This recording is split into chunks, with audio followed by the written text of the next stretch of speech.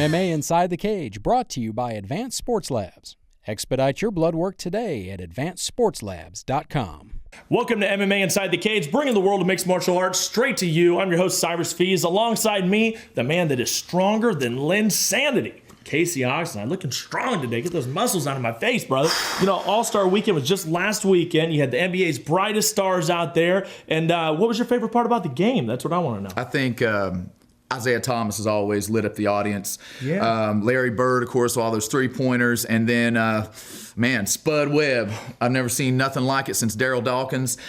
He's the new thing on the new kid on the block there. Yeah, he certainly is. Are you sure you didn't watch like a replay of the 1990 All-Star game? No? No, this is new stuff, man. But the production value, I mean, it left something to be desired for sure. You may have seen a different one. Tonight, we're going to head out to London, Kiev, some Cage Warriors action, a stunning main event of the week from Cage Warriors, and we're going to get a few minutes with Anthony Hardunk, former UFC fighter, as he talks to Iris Garcia, our newest correspondent out in California. But let's kick it off with a little MMA news flurry. I'm going to give you the story, Casey. You have about 20, 30 seconds to give your insight. You ready for this? I'm ready. All right, first story.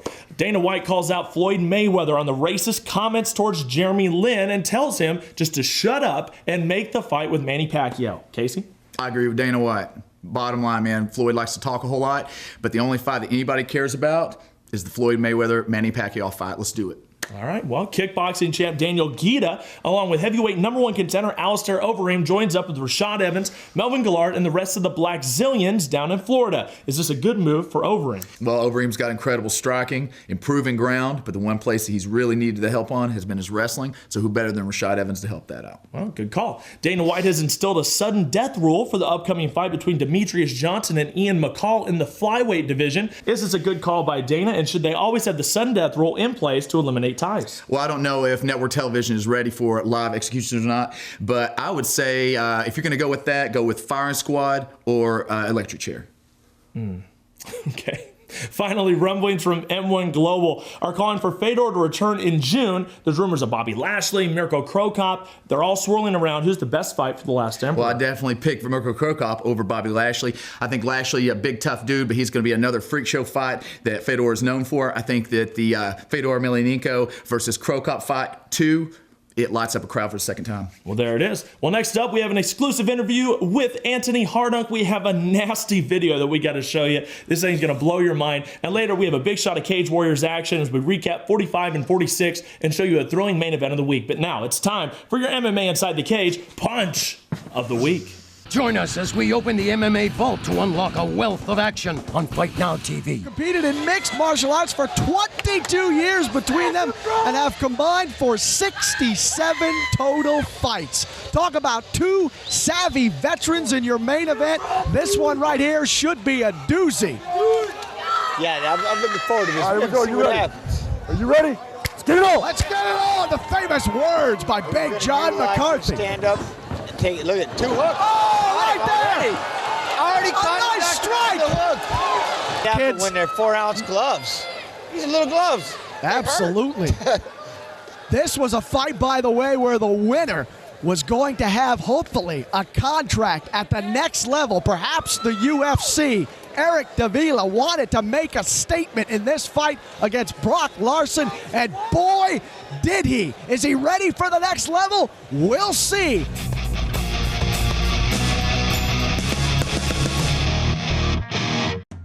As a professional fighter, there's a lot of things that I need to be concerned about. I need to be concerned about my opponent. I need to worry about my fans. I don't want to have to be concerned about my blood work. That's why I go to Advanced Sports Labs and I get my blood work done in an affordable manner. They get it done fast. They send it to the commission, they send it to the promoter, and they send it to me, so I have peace of mind knowing that everything's done properly. I mean, why wouldn't you use Advanced Sports Labs? They get things done faster than the competition, and their standard rates are lower than everyone else's sale rates. It's a no-brainer. Expedite your blood work today at advancedsportslabs.com. Marlos, it is a pleasure to have you here. Thank you. In the studio. You're the biggest name we've had so far, so just make yourself at home. I'm sorry to interrupt. Marlos, very nice to meet you. Cyrus Fees, MMA Inside the Cage. If you need anything, we got water, we got everything.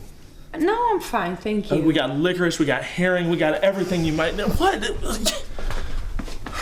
What, dude? Dude, what are you doing? I'm not doing anything. I'm just being accommodating. No, I know what you're up to, dude, and it's sick, okay? You're a married man.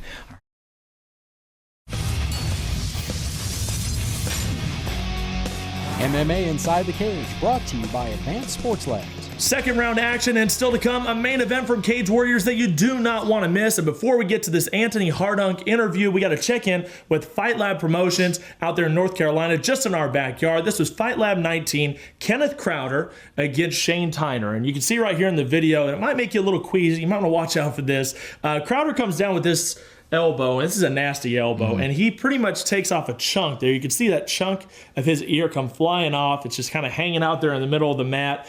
Talk about this, because those elbow shots are nasty. When they hit the ear like that, maybe a cauliflower ear, it's crazy. Well, when somebody sees that video, it's difficult to understand how that can even happen. First off, James Thompson, it happened to him. Of course, Sakuraba against Miller. Yeah. And what happens is you get hit in that ear, you develop that cauliflower ear, and you've got that swelling, and it becomes such a lump there that when it gets hit, it all comes off in one piece, and it is very painful and it's very nasty to watch. But props to both of those guys, though, because they did finish that fight, and it did go to decision. But yeah, very sick. Very sick. It was nasty. And thanks to Giovanni Films for letting us have that clip. Now, we got to get to this interview right now. We're got an interview here with Anthony Hardunk, and it comes from Iris Garcia, our newest correspondent out there in California. She also does MMA Streets.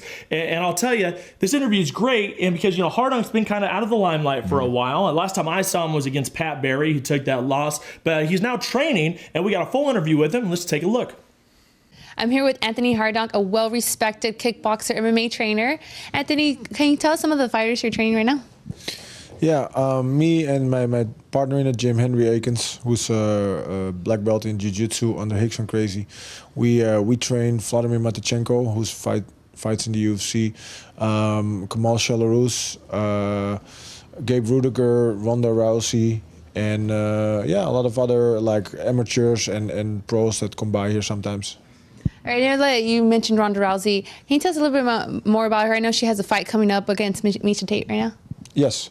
Yeah, she's full up in her training, every day, getting ready for that fight. And a few more weeks, I think she's ready to go. I know you haven't always been just a full-time trainer. I know before you did train, you were fighting the UFC and you decided to retire, I believe, in 2010, right? Yes. So what made you decide that you were ready to retire? For the longest time, I was still living in Amsterdam, and I was traveling back and forth. And I didn't really have a team, I didn't really have a home base. And I felt that in my last fights that was not helping me. I felt that I was underperforming because I didn't really have that team. So I decided to create a team. I took a hiatus from fighting in the UFC, started up a gym, started training, started teaching, and had a goal to come back. But then slowly I got more and more into training and coaching fighters. And then I realized that I liked that a lot, and that took up a lot of my time, and I just didn't have the time to get myself in shape again. Do you ever think that there will be a comeback, one time that you will just go and take one more fight? And if so, who do you think it would be against? Oh, wow. Right now, that's not in my mind because I'm very busy helping the other guys getting better. But, never say never. Who knows? I don't know. It's, doing one more fight in MMA, in the UFC, or fight, maybe a kickboxing fight. I don't know. I heard that Krokop is back in a K1 affiliated event. Maybe I can fight him kickboxing rules. I don't know. There's a lot of interesting fighters, but right now I'm focusing on teaching and coaching. So do you miss it? Do you miss competing? I'm still in that environment because I go with the fighters and so yeah, I'm still part of that world. Sometimes I miss the training. Go to the gym, train, bang out the training for an hour, give it your all, and go home and rest. And sometimes I miss that. Now I'm helping the other guys and I put in a lot of time and energy, but it's not the same. I'm tired after I teach and coach because my focus, but I don't have that physical aspect. I miss that sometimes. Okay. So I know apparently it's obvious that you're doing a really good job with the people you're training. And why should people decide, for example, someone's looking up for gyms that live in West Los Angeles or just in Los Angeles, why should they come to this gym? Well, I think that's different for every person, but I think most people that just want to have a good workout, that want to learn fighting sports, want to have a social good time with people, I think they want to come in because they're comfortable here. I think we can teach people from all levels, from absolute beginner that have zero experience till pro fighters, and I think that's unique. There's a lot of gyms where people can come in and they can learn the basics, but they will never get to the high level. There's also gyms where there's a bunch of tough guys, and you can go in there if you're experienced and have great training when you're getting ready for a fight. But if you don't have a good foundation, it's not the place to go. And I think that's what we are good at. I think we can teach people from all levels. Okay, so what do they actually offer here? Like we have jiu-jitsu classes, we have judo classes, we have kickboxing, we have MMA classes. All right, well, thank you for your time, and we wish you luck. Thank you very much. See you next time. Thank you, Iris. And after the break, we're going to check in with the only promotion that hits more countries than the UFC. That's Cage Warriors. Keep it locked right here on MMA Inside the Cage.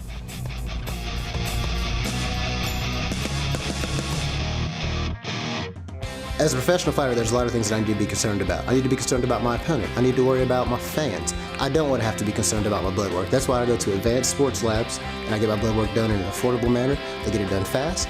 They send it to the commission, they send it to the promoter, and they send it to me, so I have peace of mind knowing that everything's done properly. I mean, why wouldn't you use Advanced Sports Labs? They get things done faster than the competition, and their standard rates are lower than everyone else's sale rates. It's a no-brainer.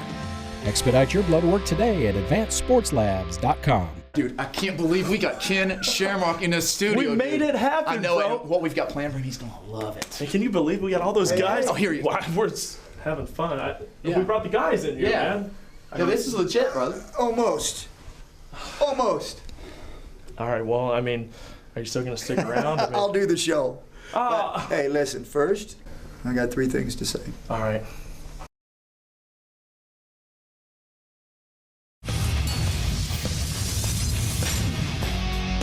MMA Inside the Cage, brought to you by Advanced Sports Labs. Welcome back to MMA Inside the Cage. It's the third and final round. Time to impress the judges. Well, we knew at the beginning of the year that Cage Warriors out of the UK was covering a lot of ground in 2012, and they certainly did last week. They got it kicked off at Cage Warriors 45 in London, the HMV Forum. Now, you want to talk about some great stand-up action, exciting stoppages. We saw elbow stoppages, big head kicks, a lot of great TKOs, and that's what crowds love. Am I right, partner? That's exactly what crowds want to see. Nobody wants to see a lay and pray type of fight. They want to see somebody actually get in there and get hurt. It's sad, but it's true, isn't it? Main event was a barn burner as the Zombie Bobby Brent class was Regent Laurent. Now, we're not going to show you highlights right now, as this is going to be your MMA Inside the Cage main event of the week, so you got to wait for that one. 5 days later, Cage Warriors took their show to Kiev, Ukraine. Cage Warriors 46 was another hit. Now, where 45 had so many big KOs, TKOs, 46 was a little bit more technical. You had a lot of tough submissions in this one. We saw a knee bar, an arm bar, RNC, and even an omoplata in just 30 seconds of the first round. How difficult is it? That was Pavel Kirsch, by the way. Got to give him credit. How hard is it to pull an omoplata even that early in the round? Very difficult. Submissions in general, when somebody's trying to punch you in your face, they're very difficult. The knee bar also very difficult. But yeah, the omoplata, to actually to secure that with the sweat and all that, very hard to do. You've seen it very, very rarely in mixed martial arts. Nick Diaz pulled it off against Gomi once. And actually got the sub out of it. But yeah, very impressive. It was. Now the main event saw Andreas Kraniotakis pull a choke in the first round. And what do you prefer, Casey? Do you like a night full of knockouts or an exciting technical night of fights with the submissions? Well, I mean, I like technical fights, but I like to see people getting beat up in the middle of it. You know what I mean? The Edgar and Henderson fight. That was good. They were beating each other up. There was no knockout, but they really did a number on each other. They certainly did. Yeah, I just like action regardless of where it comes from. Well, I'll tell you what, Cage Warriors is globe-trotting some more. On March 15th, they have a big show in Dubai, and then they head back to Amman, Jordan for their second fight over there on April 12th. For more information, you can head on over to CageWarriors.com. And your main event is from Cage Warriors 45. It's the Zombie Bobby Brent versus Regent Laurent. It's a heavyweight showdown, and it's your MMA Inside the Cage main event of the week. It is time for the main event of the evening. 3 5-minute rounds scheduled in the CWFC heavyweight division. Introducing to you first, fighting out of the blue corner, a mixed martial artist standing 6 feet 3 inches tall, Official weight, 236 1/2 pounds. As a professional, he brings an outstanding record into the cage. 11 victories, just 2 defeats, 1 draw, and 1 no contest. From Barcelona, Spain, here is Roshan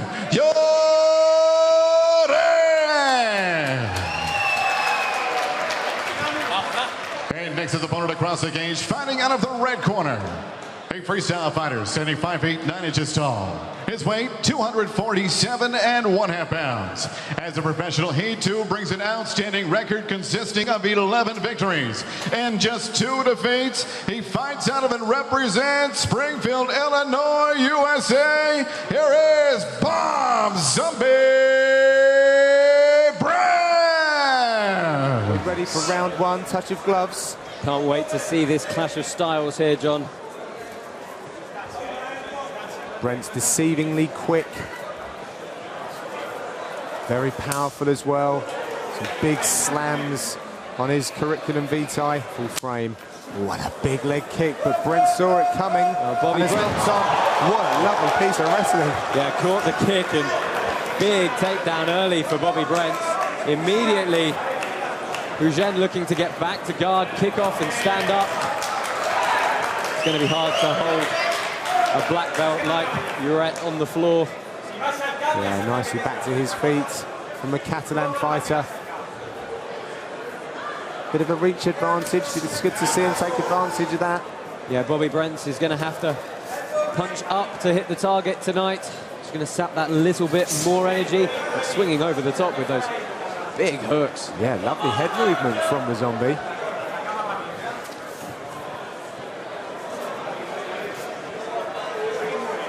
Been relaxed all week when we've seen him. Oh, incredibly. In fact, both guys are very mellow, kind-hearted guys, but when they go to work in the cage, both these guys have that instinct to finish well. Eugene does have a TKO win by head kick on his record, so just letting Bobby know, hey, I can mix it up on the feet as well. Yeah, so his karate style, Mawashigiri. Slapping the face. If Eugene has that intent to strike, you've got to think working the jab is going to be a big part of it. Good single leg from Bobby Brent. Really good perception by Bobby for these strikes that are incoming. Oh, straight under the half guard, back to his feet. Good start from both of these guys. We can see as soon as it goes to the floor, Uret immediately working to create some space and either be offensive or get back to his feet. He's wasting no time, and he's certainly not taking any chances in letting Brent establish any kind of secure top position.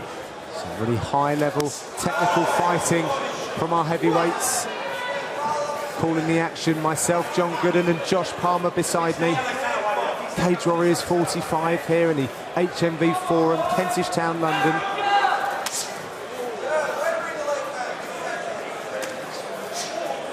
Distinctive voice of Mark Fiore in Bobby Brent's corner. Cornered many a fight, many a title fight. Brent is showing a lot of intention with that big overhand right. But he is hitting the takedown so far in this round. It's almost as if Brent's got a smile on his face the whole way through this. Yeah, he's got a really interesting character to him. Very open guard, showing his intent to parry those punches away and counter-strike. Really not worried about the threat that's facing him. Oh, good leaping left hook from Brent. I have to say, I mean, he bragged about his speed and he's backing it up. I mean, Pogent is he's firing nice straight punches, but they're a little laboured by comparison to the shorter frame of Bobby Brent's. There's not a huge amount of snap to them. You want to see that jab whip out and whip straight back to the body. Yes, oh, big overhand right. Bobby Brent finds the mark and he's flurrying immediately. Getting his weight down and really took Uret by surprise. Oh, headed on choke for Bobby Brent. Trying to submit the submission artist. Well, if he could take out the black belt by submission here, looking to get his hits to the mat and create that squeeze pressure. Lloret's trying to frame out, but he is in a bad position here. And Brent's still searching for that, and the tap is there! Amazing scenes here in the HMP Forum as Bobby the Zombie Brett submits for Jean Lloret. That was fantastic stuff. Set up.